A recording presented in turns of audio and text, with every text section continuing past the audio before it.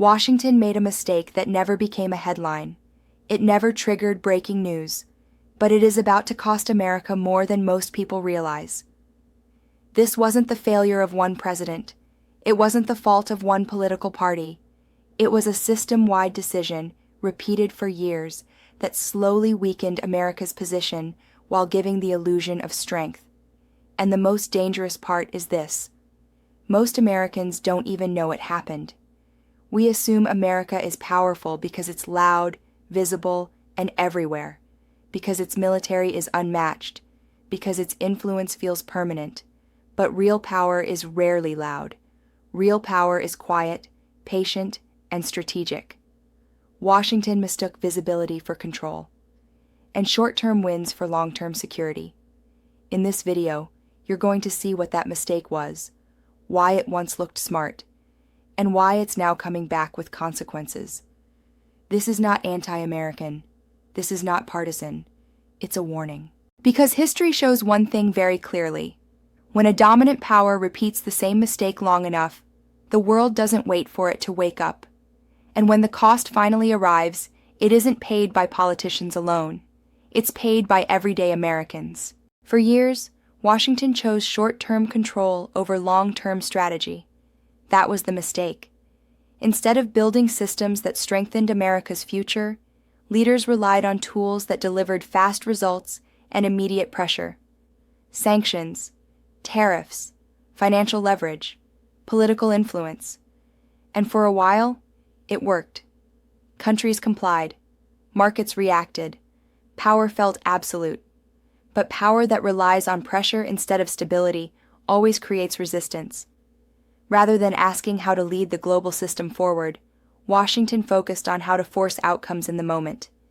Every problem became something to punish, isolate, or pressure into submission. The world adapted. Nations began preparing for a future where American approval was no longer essential. They invested in alternative trade routes, alternative suppliers, and alternative financial systems. What Washington saw as dominance, others saw as risk. And risk encourages independence. The mistake wasn't using power. The mistake was overusing it. When influence is used as a weapon too often, it stops being influence and becomes motivation for others to escape it. Washington assumed that because these tools worked before, they would always work. But global power doesn't stand still. It evolves. Short-term victories created long-term vulnerabilities. And by the time those vulnerabilities became visible, the world had already begun moving on. That is the hidden cost of choosing immediate control over lasting leadership. The consequences of that mistake didn't show up all at once. They arrived slowly, quietly, and unevenly. At first, nothing seemed wrong. America was still rich. Its military was still dominant. Its markets were still powerful. But beneath the surface, leverage was slipping. Countries that once depended on Washington began reducing exposure. They diversified suppliers. They reshaped trade. They planned for a future where U.S. pressure carried less weight. This wasn't rebellion.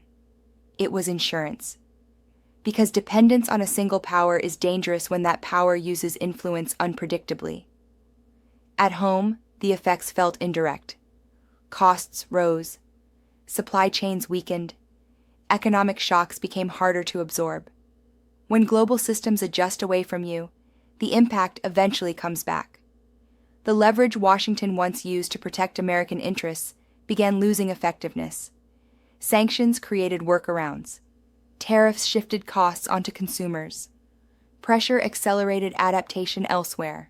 The mistake didn't weaken America overnight. It weakened America's ability to shape outcomes. And in global competition, the ability to shape outcomes matters more than raw strength. Power fades, not when you lose resources, but when others stop responding to them. That is the stage America has quietly entered. Say P4 when ready. What makes this moment especially dangerous is that Washington still believes the old tools are enough. The assumption is simple. America has always recovered, so it always will. But history doesn't reward confidence. It rewards adjustment. While Washington debates internally, the rest of the world is planning around it. New trade corridors are forming. New financial systems are being tested. New alliances are being built with one clear goal: reduce exposure to U.S. decisions. This doesn't replace American power overnight. It slowly shrinks its reach. Influence used to come automatically. Now it has to be negotiated. And negotiation is a sign that leverage has changed. The most revealing shift isn't what America has lost. It's what others no longer fear. Sanctions no longer guarantee compliance. Economic pressure no longer isolates. Political influence no longer sets the agenda. These tools still matter, but they no longer dominate. That's how power transitions happen. Not with collapse, but with relevance slowly declining. And the longer Washington relies on tools that worked in the past, the harder it becomes to compete in a world that has moved forward. The final cost of Washington's mistake won't arrive as a crisis headline. It will arrive as a new normal.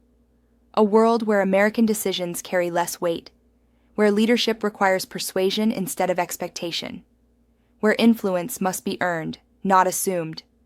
America still has enormous strengths: innovation, talent, resources, global reach, but strength without strategy fades.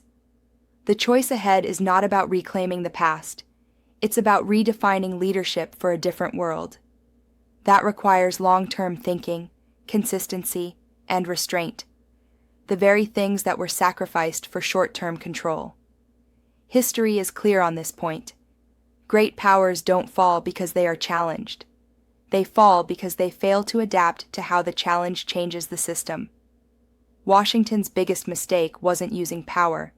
It was forgetting that power only lasts when others believe in the system behind it. The cost of that mistake won't be paid in Washington alone. It will be felt in prices, opportunities, and influence across the country.